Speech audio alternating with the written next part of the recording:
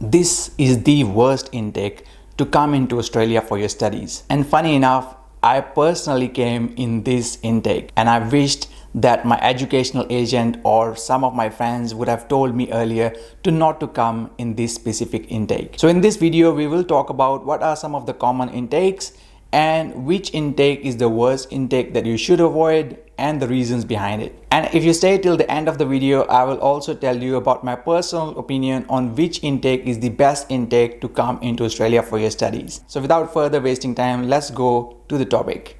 So first thing, let's discuss about some common intakes that we have in Australia. Let's talk about universities first. So universities usually have three major intakes in Australia.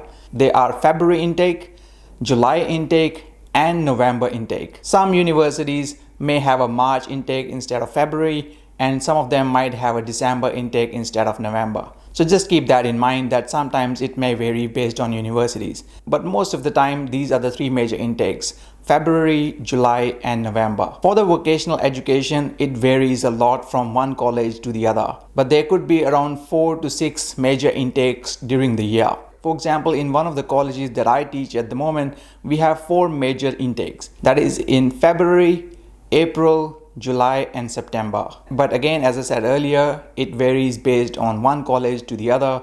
Some colleges may have even up to 8 terms in a year. So they could have up to 8 intakes during the year itself. And last but not the least, for the English courses as well, it varies depending upon the colleges.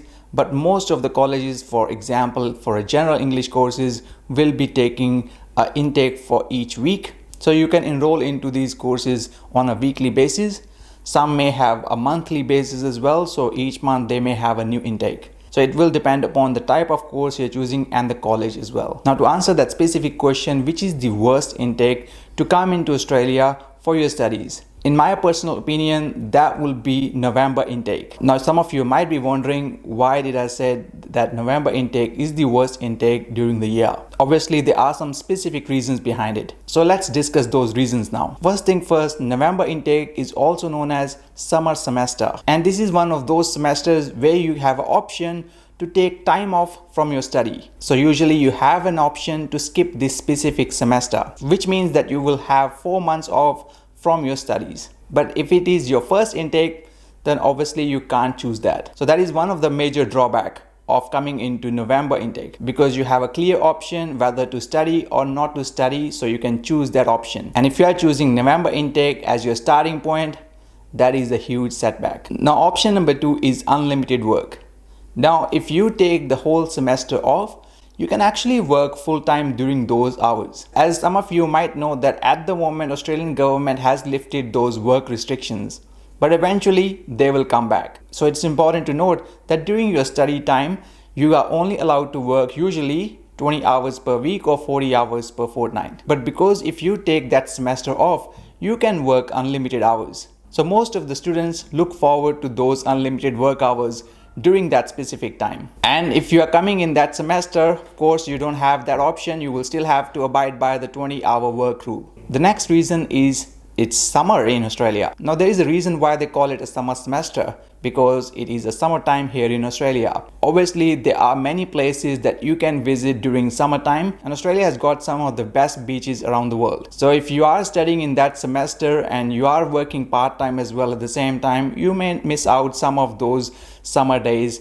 that you could enjoy otherwise if you have the whole semester off. You can still enjoy your summer here in Australia while studying, but it is not the same if you have a summer semester break. And associated with this, because it's summer, there are usually plenty of jobs available in summertime as well. That is the next point, that there will be plenty of jobs available during summer semester where you can find some part-time work in hospitality and especially in event sector as well, as there are many sporting events and other events that happen during summertime. So that is another thing to keep in mind, that during Christmas holidays and the summer breaks, as school holidays are there as well, you have plenty of job options that you could choose from as well. But most of these jobs will expect you to have some sort of full-time availability, because they would like to roster you for as many hours as they can, because it is the busiest time of the year for them. And if you are coming as a student in that intake and you can only work 20 hours per week, there is a bit of drawback for that for you. Now the next drawback is related to your study itself.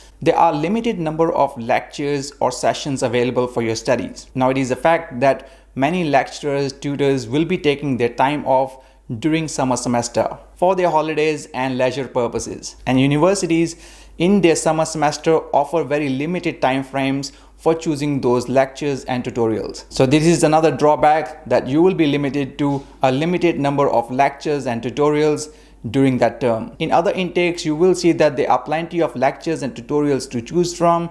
So you will have an option to choose on Monday if you're working on Tuesday, or some other days based on your work roster as well. So limited availability of lectures and tutorials is another drawback. And last but not the least is usually there is a very few people on campus during that term. There will obviously be people who will be working during this November intake, but there will be very few people on campus. So you will see that there will be less number of people in campus.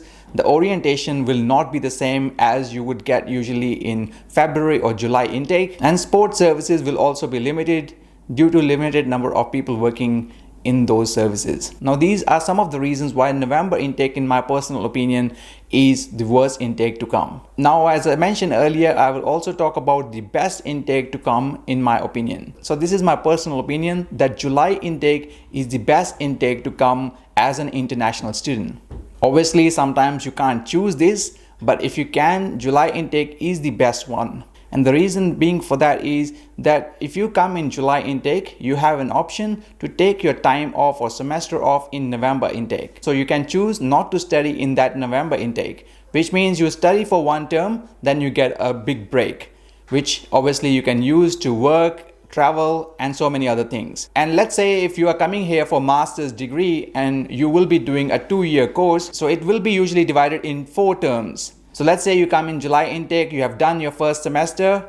November intake, you can take off, and you can do another term in February and July again. So there are 3 terms. Then you can take another break, and your last term will be in February the following year. So you can get up to 2 breaks during your studies. Now, this is interesting to note that you can't choose to take time off in February or July intake like you can in November intake. So there is no options to choose some time off for work or for holiday purposes, unless you have an exemption for taking time off for some unfortunate circumstances. And that is the only time you can take some time off from during those terms. Otherwise, November is the only intake where you can take some time off due to summer break. So hopefully this video helped you with your queries in regards to which intake is the best intake to come and which one is the worst. Please let us know your thoughts in the comment section below. We always look forward to your feedback and questions. As always, if you find any value, please make sure to share it with your friends.